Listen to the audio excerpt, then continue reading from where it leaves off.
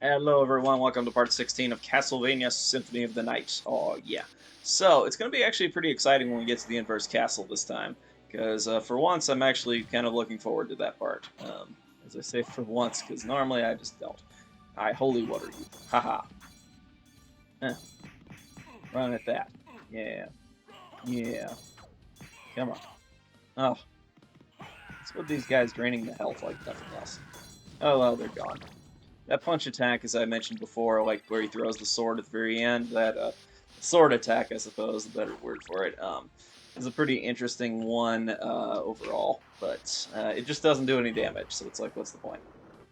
Okay, got some zombies here, some bloody zombies, more zombie, bloody zombie. Yeah, everything goes down pretty quickly at this point, because once you get a few things going for you in this game, it gets a lot easier for the most part. Ah. Zombies, though, make backsliding a little bit difficult. But hey, experience points are experience points.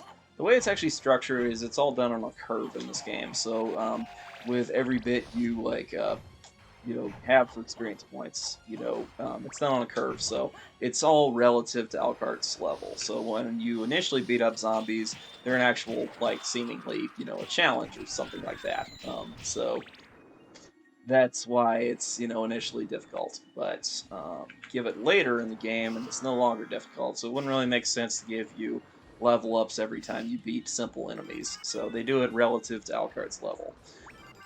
Anyway, there you go. So now we have gotten ourselves the power of the wolf, which is the speeding bullet train ability for the wolf. Let's see if we can use it here.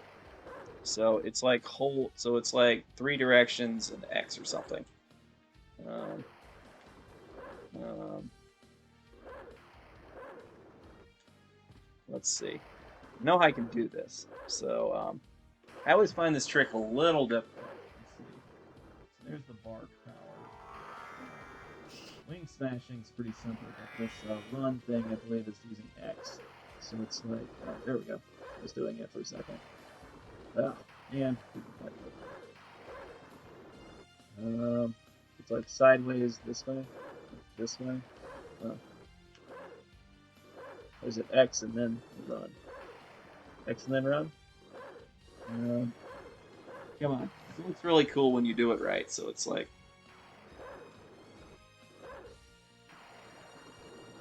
yeah, so our normal wolf abilities are not that impressive. Let me quickly look up the spell here, because I remember most of these guys, but this one is like really difficult to pull off, so really shouldn't be, but I don't know. So just give me a sec on that.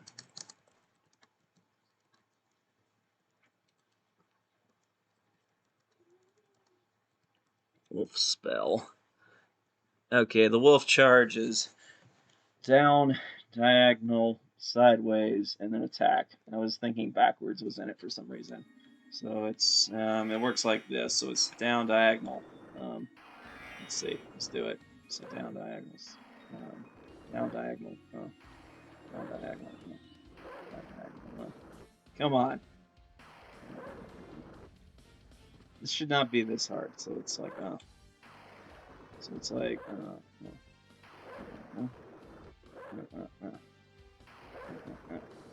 whatever. It looks really cool in this section, so I want to pull it off.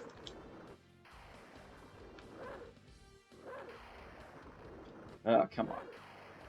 Yeah, this wolf spell is like, for some reason it's being difficult on me.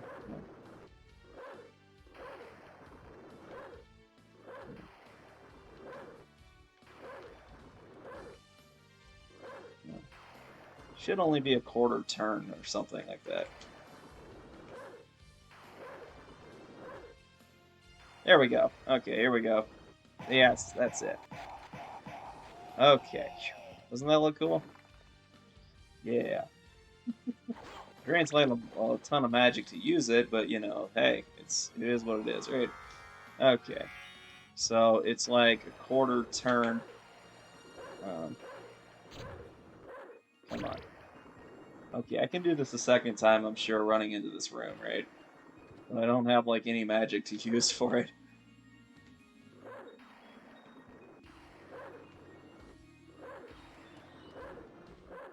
I had the startup working there. Okay, I guess this is just. I think I finally nailed how to do it. It's one of those tricky spells though, where you have to get used to it a little bit. Okay, let's see if we can do it. So, uh, there we go. So it's like basically just a turn once you have the wolf on. So I like to start doing it with X. That's I think the better method to do it with. So you can start with X and then you know you can use it like that. Oh man, I'm out of magic. Okay, I guess we're gonna have to climb up the slow way then, because I used all my magic on the wolf. Okay. Well, anyway, that's how you do the wolf transformation. So, first off, you use the wolf transformation, obviously, and then you're going to do the turn there. And that's what works. So, yeah. Let's get up here to replenish our magic. We're also going to have to go up into the alchemy area. We're going to get our second familiar, I think, being the bat or something like that. And yeah, since we already have the power of the bat, we can finally actually get that. Also, the gravity boots obviously are useful, but yeah. Got you, easy. So these weapons do a lot of damage to these early characters.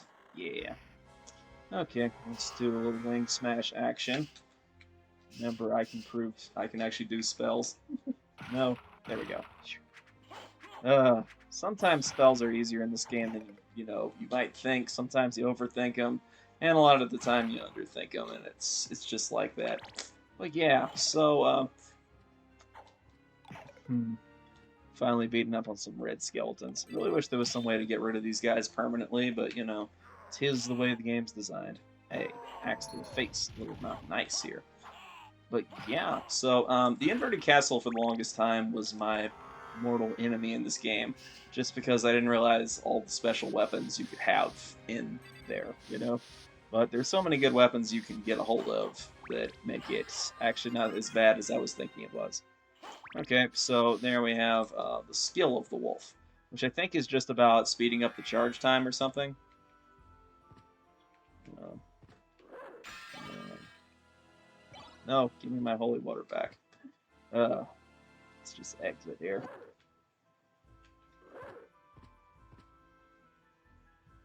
Come on. Yeah, I need my holy water. Okay, I'm finally figuring out how to use the wolf, right? For the longest time, I just found it not that useful, just because of that, so... We'll get a number of other nifty upgrades, like Fire of Bat here coming up soon enough. But before that, we're getting another familiar, so that'll be fun. Yep. Oh, come on. Some of these double jumps I feel like should be easier. But whatever. Let's see. Eh. Okay, deal with this guy. So yeah, for the longest time, the inverted castle was always so terrible for me, but I think that's just because I wasn't, I didn't know about all the useful upgrades you could really use to get to, be at max power in there. So like how useful it is to farm the guards, for example, or, a number of those other nifty tricks that really can help you have a better experience with it than my initial one was. Because my initial experience was just like, this is broken level design. Because really it is, there's no denying that in any way. Come on. Come on. There we go. Sometimes I forget which direction it is for Wing Smash because it's the opposite direction, etc. It's a little tricky. So we obtain the bat card here. The bat is just like it's a bat. So I don't think it's quite as useful as leveling up the fairy can be, but once we get the sword, that's mostly what we're going to use. So yeah. Anyway, that's why we needed to go back to the boss room. Now that we have that, though, I don't need the axe. No, I have the diamond. What happened to my holy water? And actually, this holy water like right in this next room, I think. So we're headed that way anyway. We'll grab it. There it is, holy water. So we'll swing by this way, and that'll be nice. Is there any way out of the chapel to whoever's quarters? I don't think so. Maybe this isn't really worth it fully exploring yet, but I think we'll just head here first. Grab all the stuff here, and then, well, there's not really a point, though, is the issue, so, for our mapping. I think, well, I'll figure it out by next time, so see you guys next time with the next part. See you then.